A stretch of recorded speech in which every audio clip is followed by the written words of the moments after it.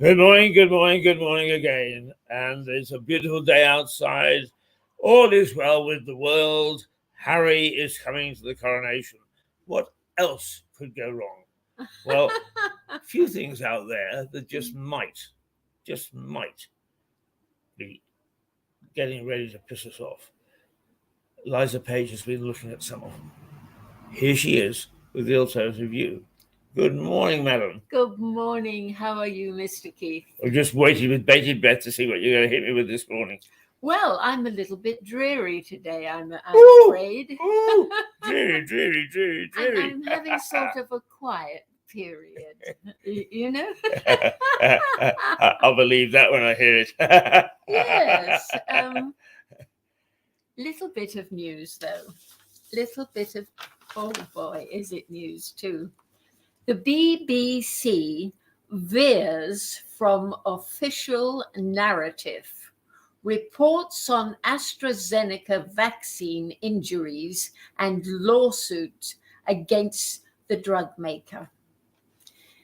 In a departure from its largely pro-COVID vaccine coverage of the past several years, the BBC, Britain's national broadcaster, is covering news that AstraZeneca is facing lawsuits over claims the drug maker's COVID-19 caused injuries and deaths. Right, who are you quoting there? The BBC. The BBC itself? Yes. It's saying it's... it's made a statement. It's on the internet. Really? I'm very interested. Very interesting. Yeah. Very heavyweight, this, isn't it? Absolutely, because, that actually flies in the face of people like Google and YouTube and so on, who have been pretty protective of this sort of thing. Terribly. Yeah, so I wonder if, in fact, what will happen is that YouTube will ban BBC programs off its pages. This is a big step in the right direction. Yes. Keith, it really is. I realize, and it's only fair that YouTube is a commercial operation, and that what it says is you can use it if you follow our rules, and when you don't, you get banned from it. It is not a publicly owned entity, and it's got every right to do that. What disappoints me is that YouTube has a little unit which says we support media around the world to try and maintain media freedom and so on and so forth. And the moment somebody offends it, off they go. Yes. Now, that's I fear speaking with a forked tongue. Absolutely, but we knew that ages ago, and they wouldn't come off of it. But now they've just absolutely had to, you know. Yes, well, that's very interesting news. It very is, interesting isn't it? Indeed. Yeah. Now, whenever I phone you in the week, you got your nose buried in books and items. There. Now, who have you been reading this week? David. I read David every day to keep sharp. You know, I know it all. But now, who's David? David Icke. Yeah. Remember that people out there won't know who you're talking about. So, yes, my lovely David Icke, who the world is so indebted to. Well, okay. So you've been reading a lot of David Icke. Yes, I've read his books several times, but you know, if I leave them off for 6 months, you know, I have to go back to keep the mind sharp. Because everything for over 30 years, I've been studying this man, and now every single thing is coming to pass that he's predicted. It's uncanny. I mean, no, give us a couple of examples. He hasn't got a crystal ball. You know, he is not a medium. The man is a researcher. Most researchers, they write books and that's it. David gets out onto the world stage and tells people exactly what the world is like. Right. Now give us a couple of examples. Well, let me count the ways. He works from a one-room apartment on the Isle of Wight. I mean, he predicted that China and America would go to war. He predicted this one world order that they are trying very, very hard to bring in. He predicted the mandatory injections long time before, they came to the fore. It's frightening the way everything has come to the fore. Now, studying him for so long, the way I have been doing, when the lockdowns came, I wasn't surprised at all. I knew instinctively what they were about from his teachings. But I tell you, it's one thing running around preaching this man and absorbing what he has said, but when it actually happens, oh boy, that takes an awful lot of digesting, Keith, as you can imagine. Yes. I mean, I also think that those people who have been his critics, and I mean, let's face it, I am a Democrat in the non-political sense.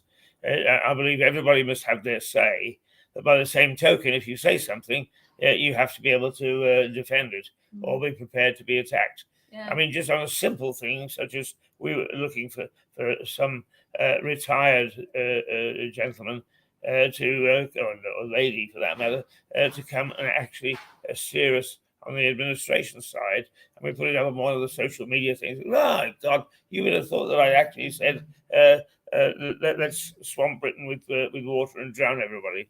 I mean, the reaction was absolutely incredible. Mhm. But by the same token, is what I was asking was not unreasonable. I stuck by my guns, but I, okay, fair enough. Mhm.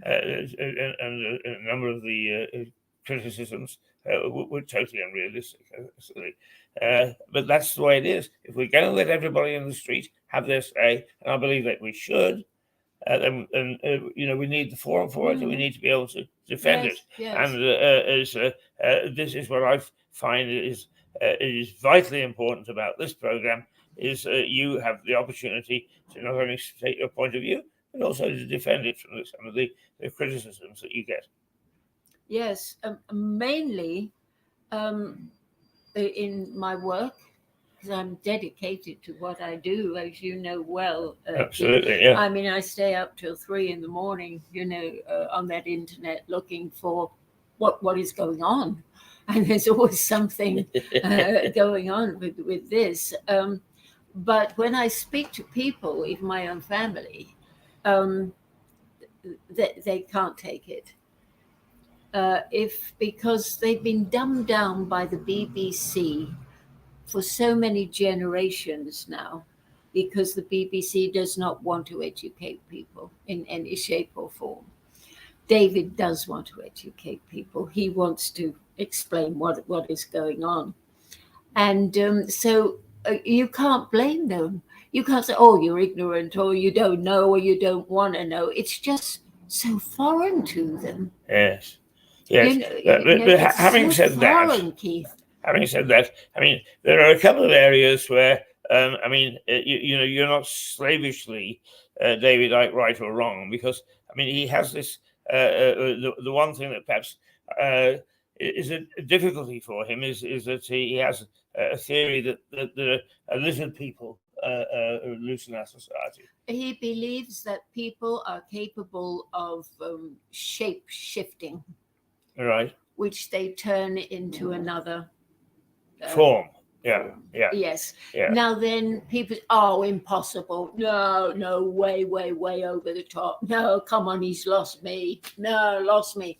No, but then you didn't study him properly, because nothing on this planet is solid. Now, if we were solid, that would be impossible to do. But we are not. All we are is energy inside of a computer having an experience. That's all we are. Now, for people to shapeshift and for you to actually see them and get into that dimension, it's like tuning in to different radio stations. You know, Right, yeah. some people can do it, some people can't. Mediums can do this.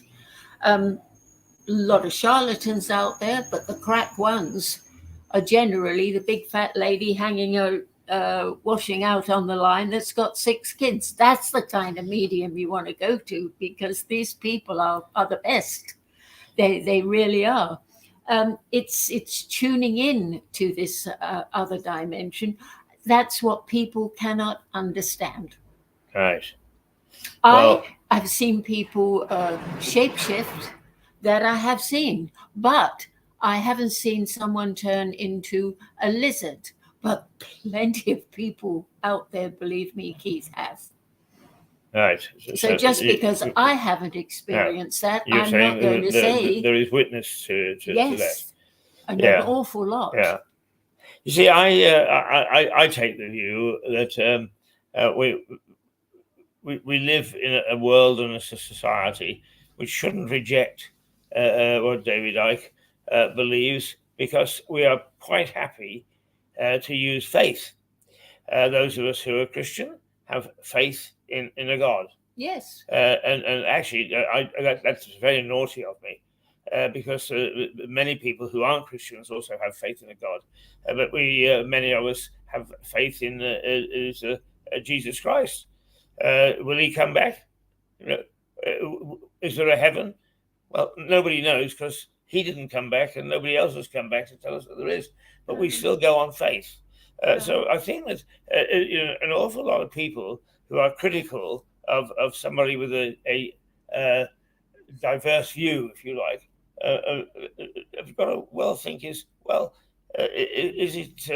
Are they saying, oh, it can't happen in your world, but in mine, it's Yeah. I have faith. Yeah. Well, I mean, right here in this hotel, the White Hart, they used to keep the Christians in the cellars downstairs before they took them over there to Yeah. burn them.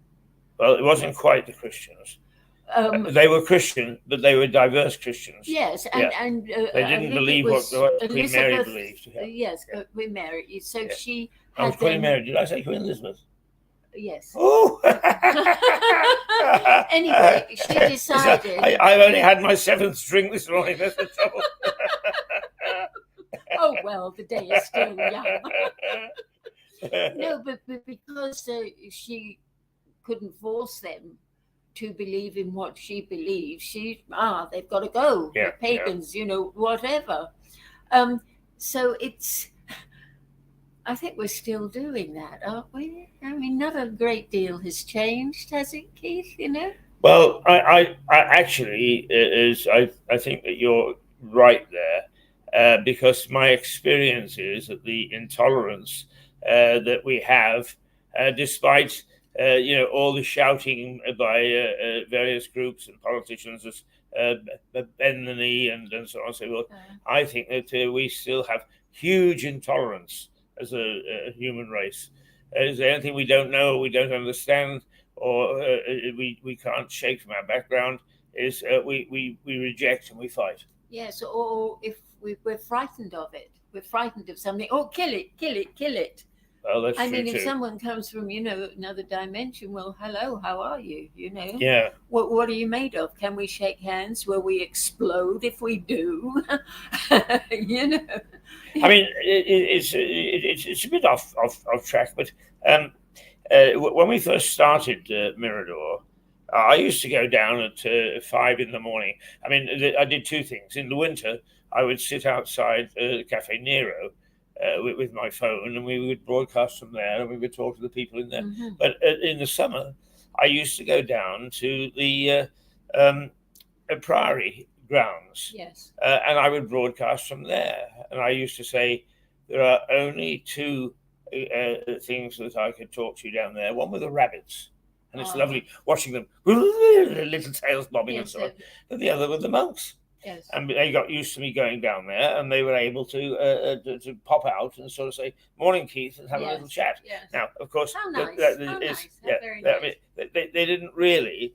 But let me tell you that I had this overpowering feeling of presence. Really? Yeah, Yeah. which Yeah. is imbued in the remains, the ruins down there. And I mean that in its own way is funnily enough, sort of accepting the fact that there is something that we can't quite explain. Yes. And I defend those things. Is just because we can't quite explain it doesn't mean to say we either should reject it or burn people at the stake for it or whatever. So your alternative views, I think, need to be protected to some extent. Well, yes, and I mean, little children see spirits all the time. You know, oh, well, there's my little dog, yes, or there's my little cat. Oh no, she's lonely. She's inventing that. You know, it's not Right. really I here. see, yeah. Or then they say there's a man at the top of those stairs, which my nephew said when he was a little boy, and he's got a little dog at his side, and don't say that. They'll think you're mental, and they'll have you put away. I mean, we squash all that out of them. I mean, years ago, we didn't need telephones, Keith. We could just sit down the way the natives do in the jungle, you know, and and they pick up the sound waves. You know, this does happen.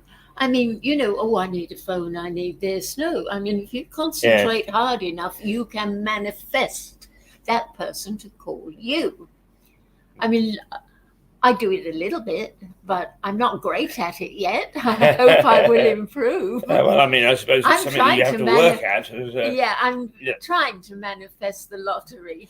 No, I'm with you. All right. I'll stick with you. Of course, that's not really a very nice thing to do. Is it?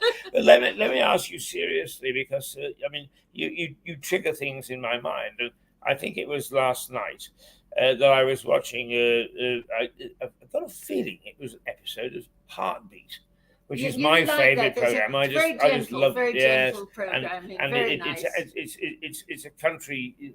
It's a way of life which has disappeared. Totally. And although it didn't exactly exist, but what it reflected was a nice 1960s way of life. Was terrific. And when people were kind to one another in those days. well, they're much kinder, that's for sure. But one of the scenes was that this man was being harassed, and he'd spent a lot of time in Africa, and he believed in black magic. Yes. Now, there is evidence. I mean, the Tonton Macoute in Haiti. Very dangerous people. Some of the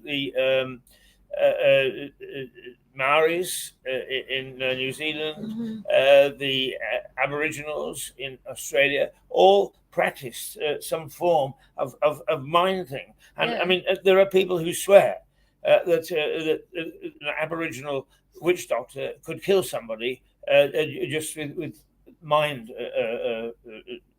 control.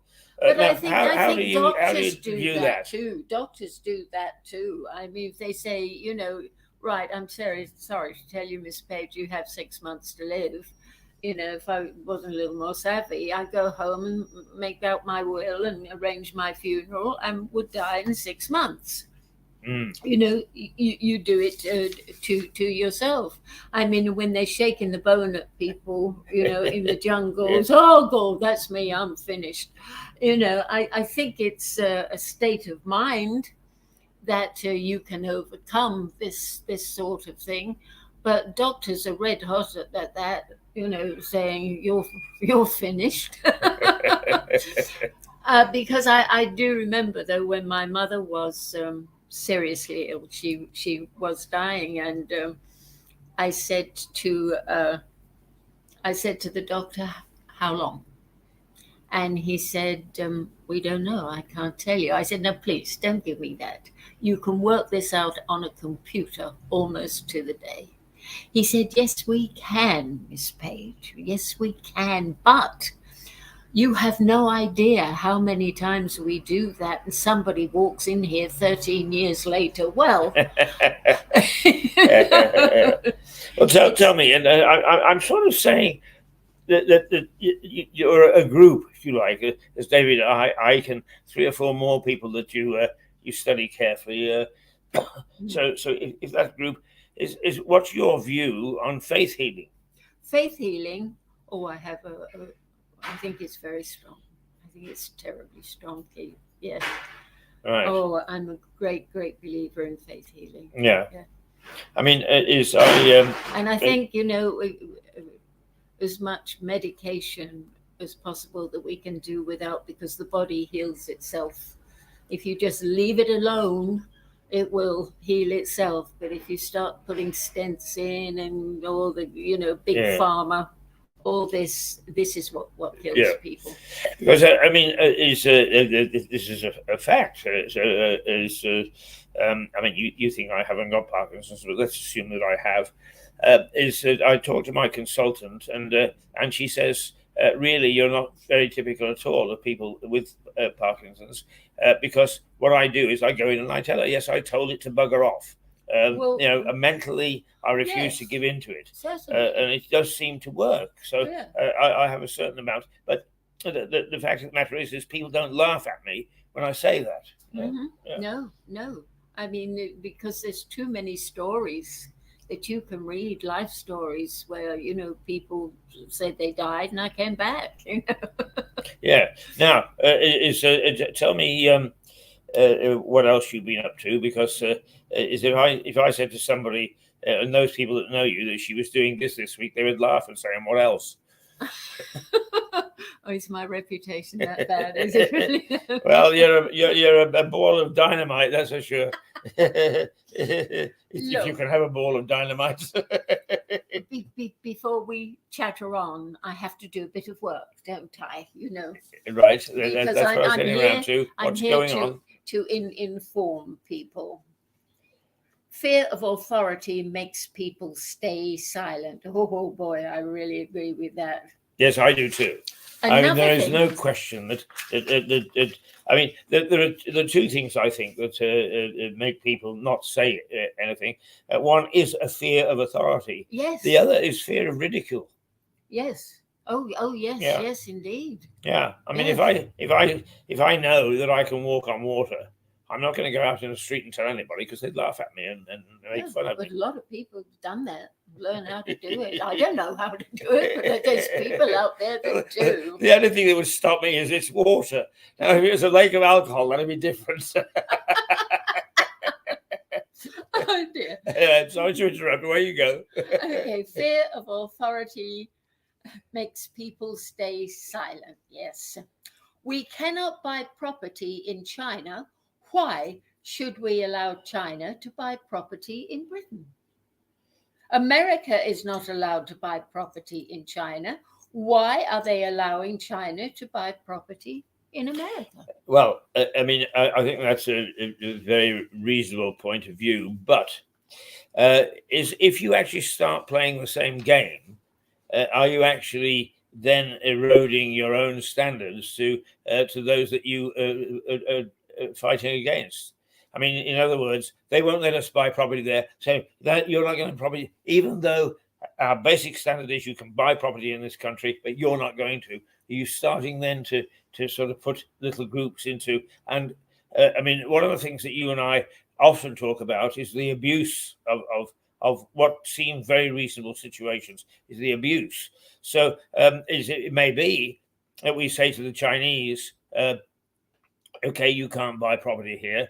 But then who else, for various reasons, will our leaders start to say, you can't buy property here, until in the end, people that you and I would say, hey, hang on, you need to support those who are being told you can't buy property here.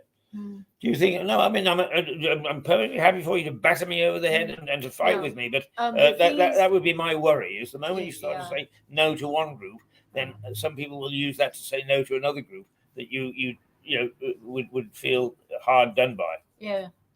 Well, the thing is, the Chinese are far, far, far too heavily invested in Britain. I don't want to go to America. Quite frankly, it's none of my business. Britain is my business. Mm-hmm. And with these smart cities, smart telephones, smart meters, no, it's very, very dangerous, Keith. Very, very dangerous indeed. I'm laughing because, you know something, Up there, we've got a brand new thing now that's shining out on the high street, which says "on air." Yeah. So people know that we're broadcasting from here. Yeah. And I only got it last night. Uh-huh. So I immediately went and got some batteries this morning. So we can put it up proudly this morning and let people know that we're broadcasting. And what's on the back of it? Made in China. Absolutely right. Pretty But I'm not sending it back. pretty much everything is, and I think that because we've built up China tremendously, where they're very, very powerful, and it's slave labor over there and everything, which is very, very naughty of us to do that, Yeah, with the cheap clothing and everything, and the Chinese rugs. It's, yeah. no, But no, you we see, should not have then done that. again, is I think, I mean, what I enjoy about your alternative views is that they occasion opportunities for great debate. You say it's slave labor in China and it's dreadful. But what about the sweatshops that we've got in Britain? It's terrible. Yeah. It's dreadful. But we permit them. It's appalling. Yeah. So we should do something about that. Absolutely appalling. We could do things.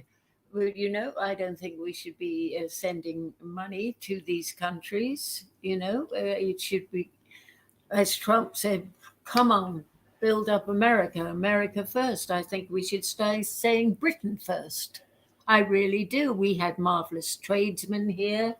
I mean, we excelled at so much. Now, any doctor worth his salt, no, can't pay me enough. I'm going to Australia or America or somewhere, and they leave. So then we start importing some Filipinos or whatever to keep the hospitals going. It's totally out of all proportion. We must start getting some self-respect and start acting like the great people that the British were. Yes. But tell me this, is there a job to be done on our own view of things? I mean, I'll give you an example of what I'm talking about is here is what are you? You're a barman or a barmaid or a waiter, but I'm aspiring to things much better. On the continent, if you're a waiter, you're doing something that is very well skilled and you're trained and so on and so forth. Yeah. That's our fault. That we've got this view of a very honourable profession. Yes. Yeah. I mean, a waiter that knows how to carve meat beautifully and everything, the silver service, absolutely lovely. I mean, I don't know a restaurant that does that sort of thing anymore. No, well, there are some nice restaurants, but you have to look for them. Yeah. But I mean, the thing that boggles me is that people talk about dumbing down. Is we have dumbed down most of our restaurants. There is not a decent restaurant in Lewis. Now there are two that have. I've been to one and I've not been to the other that I would consider by reputation are decent restaurants. One is Coat, and the other is I've forgotten what its name is, but it's a tiny little restaurant down towards the station, bottom of Station Street. Yes, I know it. Yes, after that, I haven't been there, but I know the young couple that. But what we have here in Lewis is a pretty high standard of pub food, but it is pub food. It's not a restaurant. So it's we don't have it pretty here. much the same menu, isn't it? Yeah. Oh yeah, I like Coat very much indeed. Been going there for long. I no longer go there now though because they don't take cash. Yes, I know. I only go where they take cash. Yeah, I mean, I did say to you that actually it was. I sit with you on a Thursday, and then I sit with Melissa from New York on a Friday, and some of the things that we talked about, and I asked her quite specifically where American high street banks withdrawing from smaller towns, were they cutting back on ATMs, and what was their view of cash? And she said, no, the high street banks are still in their smaller towns. No, the ATMs are put where it's difficult for anybody to get cash. And B, the younger generation in America are returning to cash in droves. Well, I tell you, that is the best news I've heard for a long, long time. Because from my stuff here,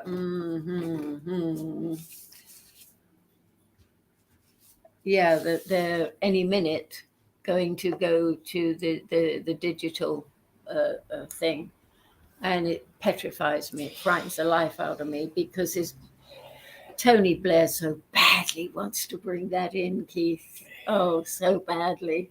Yes, I know. I mean, I do agree with your group that this is where the establishment are trying to or establish control. Total control yeah. with the cities, the 15-minute cities, no money, no cash, everybody microchipped. Yeah. It's all happening too quick. I mean, I would push for legislation that says that anybody who is trading retail, in other words, with the general public, cannot refuse to take cash. Absolutely. Yeah. It's outrageous that this is being permitted to do. But I mean, what I think about politicians is they all ponce around saying what wonderful things they've done. And when you actually analyze it, it's very difficult to find out they've done anything, let alone wonderful things. And, I don't think someone should be a politician if you are a member of the WEF. Well, I don't think that should be allowed. Yeah, there aren't too many people, though. I mean, all the governments, they're all WEF. Oh, yeah, but that's a government. That's not an individual. No, I was talking about government. Did I say something different? Well, no, but I got the impression that I think you used the word people. I meant the government. Yeah. I mean, probably if you're in government, no, you must not be a member of that dreadful organization. Yeah. I mean, the only person that could actually belong or be a supporter of the WEF, I would have thought, would have been our Prime Minister Rishi Sunak, who's filthy rich. Well, he's WEF. They all are. Yeah, that's where I think we've got to be very careful about what you're saying. When you say they all are, you don't mean individuals. Well, the majority of the individuals are. I would swear that it was 90%, Keith. Well, it's of the organisation, but that doesn't mean too many people. Members of the WEF. Yeah, because you need a lot of money to belong to the WEF.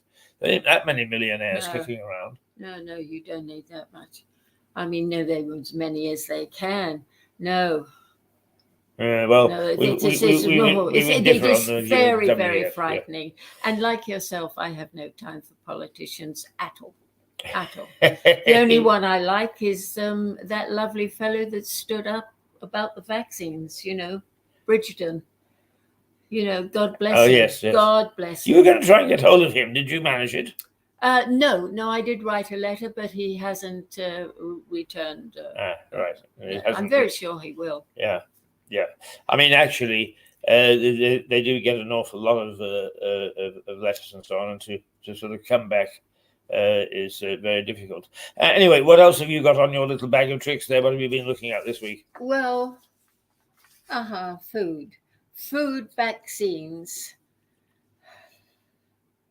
allowed into the UK, genetically medicine food into your food chain. They can put whatever they want into the food chain, and they are putting the mRNA vaccines in. They're injecting them into cattle in America, and we are allowing Bill Gates to come here with his shit. And another thing, we were talking last week, Keith, you said, well, how do we know what's in them? They don't have to put any labeling on it at all to say what is in these sandwiches or the food that we eat. Oh, really? No. And this is what our king, our sovereign, has signed up to. All right. So in other words, yes. I mean, I'm not going to name them in case it sounds as if we're using them as an example, and not at all. But there is a little shop here. I go and get a sandwich, and the lady actually makes the sandwich on the spot. In front of she you, puts the bread, she puts the meat, she tastes. I mean, they're very tasty sandwiches, and she's a Mm. very nice lady. Yes. I'm quite sure she's not trying I to like poison that. me, but I like that shot yeah, that you're but talking about. she doesn't have to tell us what's in it. Uh-huh. Does she? Really? Is that what you're saying? Yes. Yeah, yeah, Oh, yes. yeah. Oh, I'm And gonna have then to. you I'm buy gonna a have to wink at her sandwich in twice Waitrose. now. You buy a sandwich in Waitrose, you know, in the packet. Don't have to say what's in it. Yes, it No. doesn't. And Right. you know, this is what he has signed up to. I mean, I've got so used to seeing stuff on some things that you buy from a supermarket, and it's got a package, and it's got this contains polyacrylglycerol and and I look at it and think, I know what the hell it's talking about. No, because it's a whole new language that they have invented that you're not supposed to know Is it though? what it means. Oh, that's for sure. No. Well, they're winning there. Absolutely. You're meant to feel like the original Dumb Bunny, you know? Right. What else? What else have you been at? Because believe it or not, we have been talking for almost 40 minutes, and Biden administration right. tacitly admits that mRNA shots failed. Right. What are mRNA shots? mRNA shots. Yeah. What failed. are mRNA shots? Yeah. What are they? Well, the injections. Oh, the right. COVID, Right, the right, COVID right, injections. Okay. So he's going to put them in cattle instead.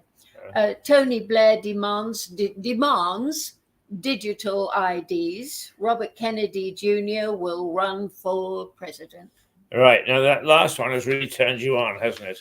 Well, I like him very, very much indeed. You know, he's wrote the True Fauci book and everything.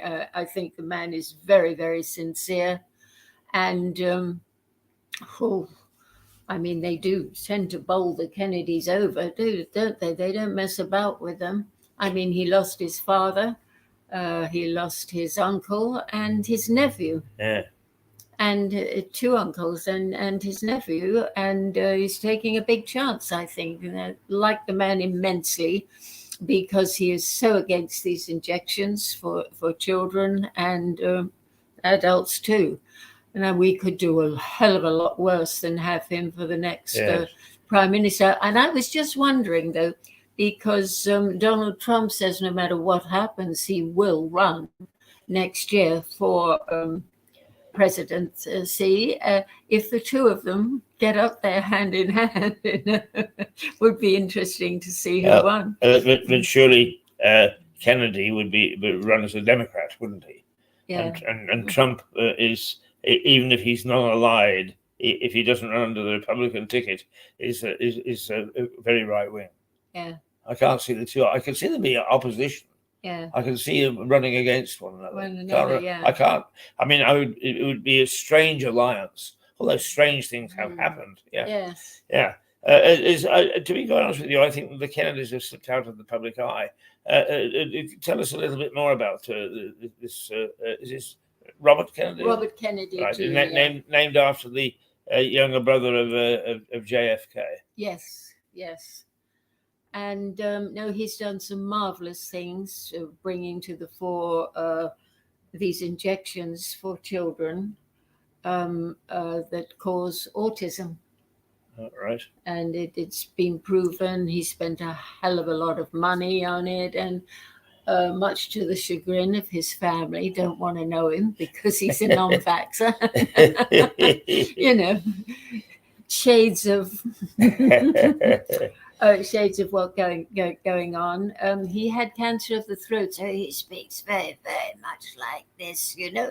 Yeah. But you get used to the voice after a while, yes, Keith. yes. You really do. Yeah. I think it's because of the sincerity of the man, and right from the very, very beginning, he was totally against these vaccinations, and he stood up with Dershowitz and these guys, you know, and wiped the floor with them.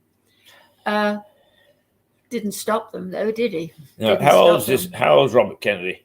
I think he's getting on for 60. Might be 60 right. now. So he's been around the political scene quite a while. Yes, he's written a lot of books and that. Now, is he going to tilt at the nomination for the Democratic. I mean, because Biden has said that he's going to run again, isn't he? Hasn't he? Well, good luck. Yeah. Well, look, never say never. No, but I mean, you whenever you're looking at things and hoping for things, you always have to look at precedent. And if the incumbent president says he's going to run again, is the usual thing is that he goes in unopposed to represent it. So I mean.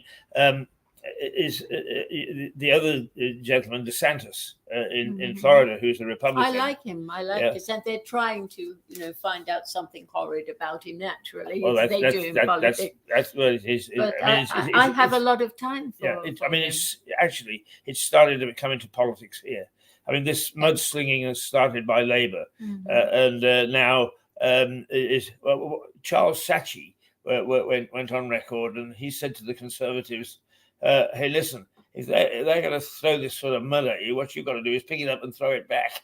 So I think we're in for a very colourful election next year. It's going to be the sort of thing is your father had two heads. Dear. Regarding throwing it back at them, I am all for that, because that happened in the McCarthy era. Do you remember? Yes, I do. When it was a total witch hunt there, and then suddenly they reversed it and threw it right back at him, and that stopped all that, didn't it? Yes, as well. I mean, the McCarthy era was a shameful era in American politics. Well, it ruined so many people. Yes, it did. It did, particularly highly some of the liberal people in Hollywood and so on. Yeah. I mean, I was what. It was in the 1950s, so I was only just entering into my teens. So you see things differently, and you pick up things differently in your teens. And I think it was only after that period that I realized its significance. At the time, it didn't seem to have much effect. But it was a nasty period of American politics. Indeed, yeah. But I'm not sure that politics gets any better. Oh, no, it doesn't. I think it gets more so, Keith, more so. Yeah. I mean, it would be lovely to really do away with all this evil stuff, and these horrendously wealthy people, greedy people who want more and more and more and more. It's not right. Well, I mean, to be quite honest with you, it is a world of its own, and if there is reform needed, you know what I say is if you say the word reform to a politician, he goes green. Reform, it is not a word that they allow to creep in. And that's true of local politics here, or party politics. And that's why I'm against party politics. It's all about the party, and it's not about the constituents. It's not even about the candidates, for God's sake. Yeah. I mean, it's a nonsense, and it's a rubbish. And I keep on... I know what I want to see happen to this town, and I keep on getting all these things pushed through my door, and not one of them addresses anything of any sense. And apart from which, most of it is boasts of what they've done, which they haven't.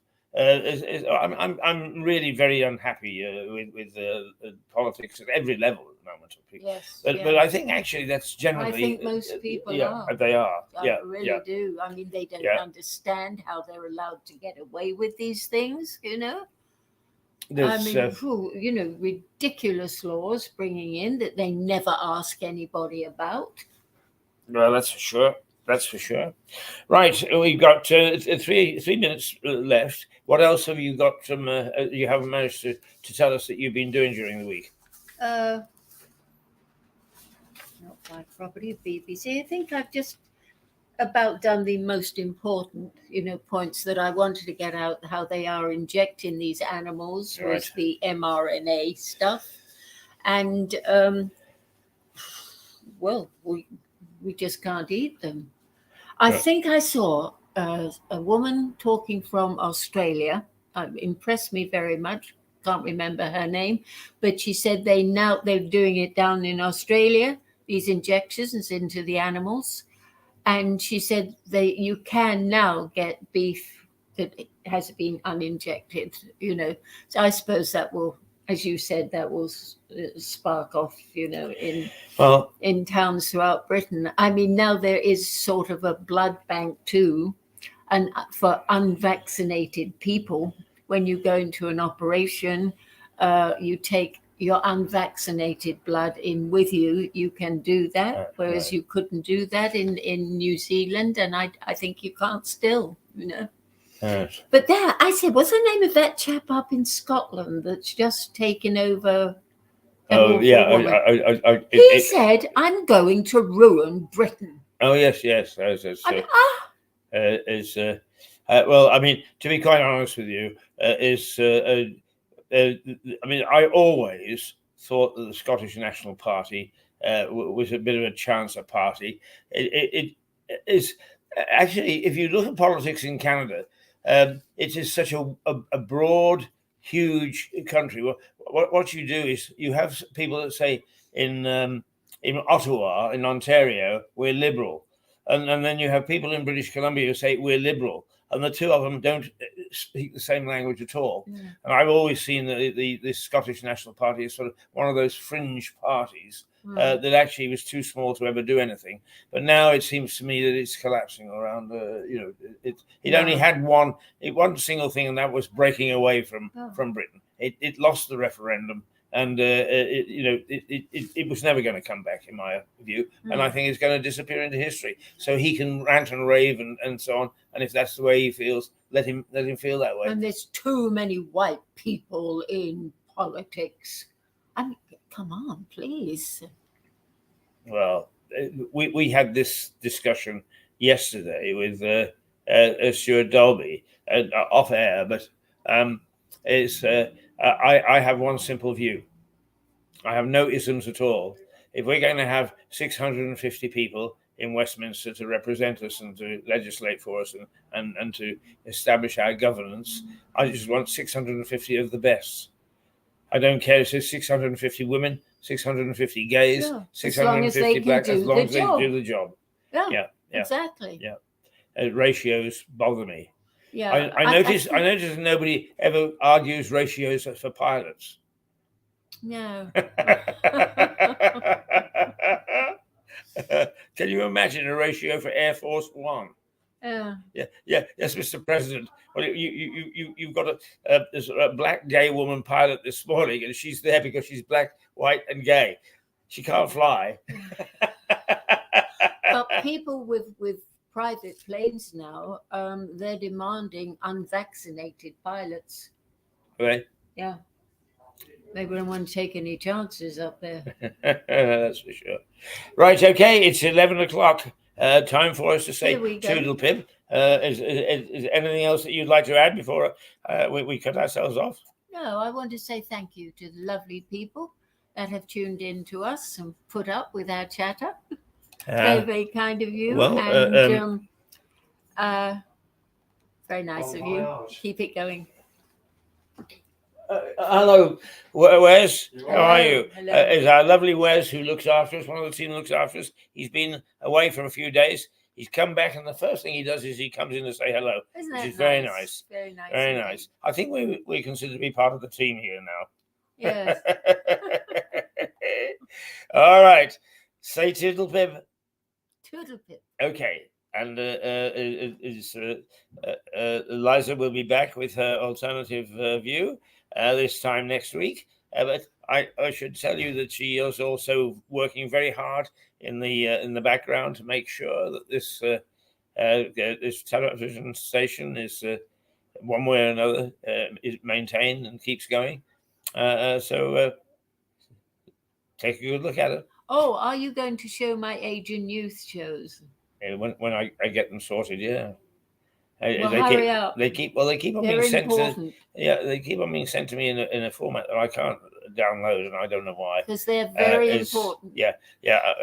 But we won't argue about this on the air. But age and youth, I'm on Rumble with Max Hurd. Oh yes. Doing some very very good be work. Be careful, because we don't take second-hand goods on this station. Okay, say goodbye. Bye-bye.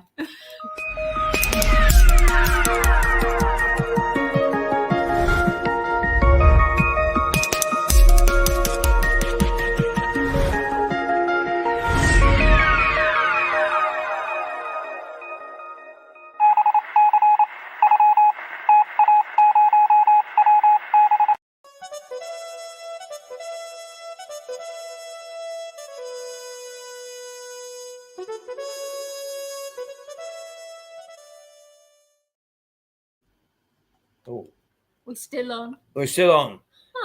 We Hello. said Toodle Pip. We'll say Toodle Pip again, or Toodle Pip squared. Toodle pip again.